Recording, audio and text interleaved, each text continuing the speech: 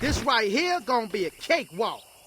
So this video is going to act as a part 2 to the video that we discussed the other day. I was reacting to or adding thoughts to a video that I seen posted to the Tekken subreddit, and it was about K-Swiss. And basically in his video he was talking about how is it disappointing to be a Tekken fan right now? Is the marketing not really good for Tekken? And the reason why I wanted to, react to that video is because this is something that I also see. I also see people talk about how Tekken 8 should be doing more. But I also see people who are saying Tekken 8 is doing just enough. Look at all the trailers they announced. This is the most trailers they ever announced within a 8-month time span. I could see both sides, and in that video I was just sort of highlighting both sides of the arguments, but also adding some of just my own opinions to that video. Tekken Gamer, a person on Twitter who I respect a lot, they picked up on the video and they added to the conversation as well. And I want to read this for the first time ever in this video, and I just want to see their reactions, their thoughts, really just try to dive a little bit deeper into, is the marketing for Tekken 8 bad?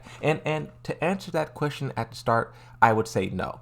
The same way Tekken Gamer says, by the way, the answer is ultimately no. But this is food for thought regarding Tekken 8 marketing and development. But the first tweet, it says, time for Tekken 8 marketing to return to the shock and awe, a thrill from the very first trailer. And this is something that I see a lot of people talk about as well. It's like the first trailer was spectacular. And what I always try to tell people is this is something Harada has talked about. When the game was first shown, he said all of the other stages, the New York stage, all of them are still being developed. They're still being upgraded. We talked about in the past, I showed you guys tweets where Harada and Michael Murray themselves are talking about how the lighting, the dynamic shading and all that stuff is still being developed. But also too, to show you guys that the New York stage isn't that far off from this, if you look at Kazuya, his reveal trailer, and you compare it to the Rain stage, the two models does match up pretty nicely. I just think once they tweak the lighting and the shadows and all that stuff,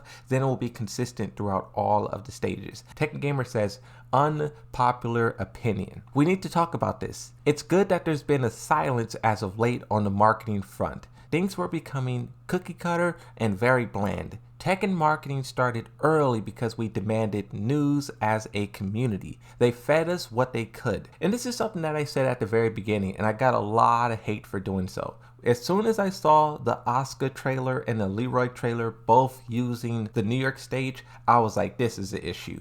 But then once we got Lily's trailer also on the New York stage, that's when I was like, okay, this is boring. And I already showed you guys the reactions that people had when I said that, but now everyone is kind of unanimously saying it because, I mean, it's obvious. They all follow the same exact format. But where I disagree with Tekken Gamer is where they say the marketing started early because we demanded news. I disagree because I think the marketing for Tekken 8 started early because they wanted to do the alphas. Because if you pay attention to how the trailers and everything was released, right? First they showed the first 8 trailers in that story trailer, but then after that they revealed all of the characters who were going to be playable in the alpha test. So that's why I think they did so many trailers rapid fire like that. Another tweet here, this is also a part of the thread.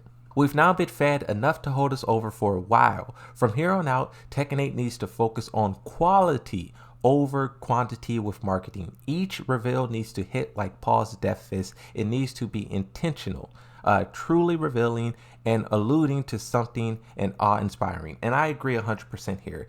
I think Claudio's trailer should follow the format of the past trailers. They all should follow the same format. But every character and everything that happened after Claudio should be magical. Everything that was done from last September to now was all free. That was all just free stuff for the alpha, for excitement, for the diehard Tekken fans. But everything after Claudio is where the real marketing began. Because if we go back to what Harada and Michael Murray said, they said a new phase is beginning. So this new phase needs to be drastically and wildly different from the past phase. I dedicated a whole entire video to that quote, new phase, for a reason, because it holds a lot of weight. There is a distinction to be made. The next tweet, the multiple character trailers would have been the most effective a month from release. That can still happen with other characters, but it left a huge now what in the air. Remember when Harada and Michael Murray said they weren't happy with how the game is currently looking, lighting, etc.? I was just talking about that, the lighting, etc. and all that. Well, that's because marketing started early in development process.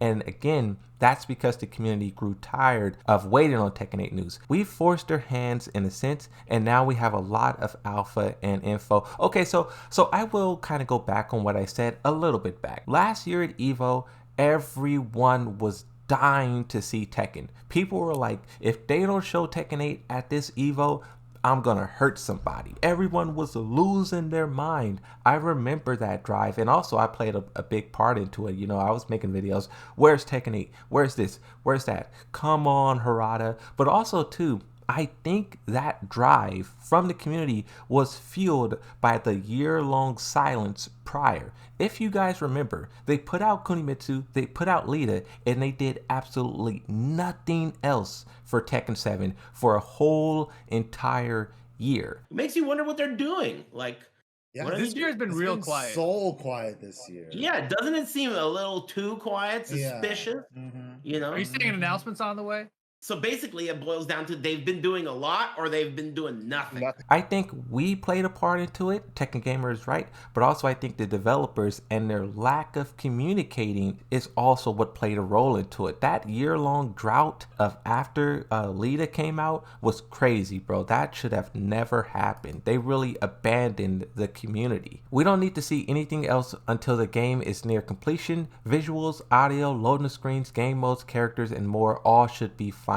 I think they should show the character select screen officially. We had it leaked twice now. They should show it to us officially. The ranking system is going to be a part of the beta. They should explain it to the larger audience so they understand what ranks and what, you know, the character select screen looks like, the menus look like. That's also something I think people should know before going in. But that's it. Thank you for watching. I'll see you in the next one. Bye bye. Is your EVO 2015 Tekken 7 champion.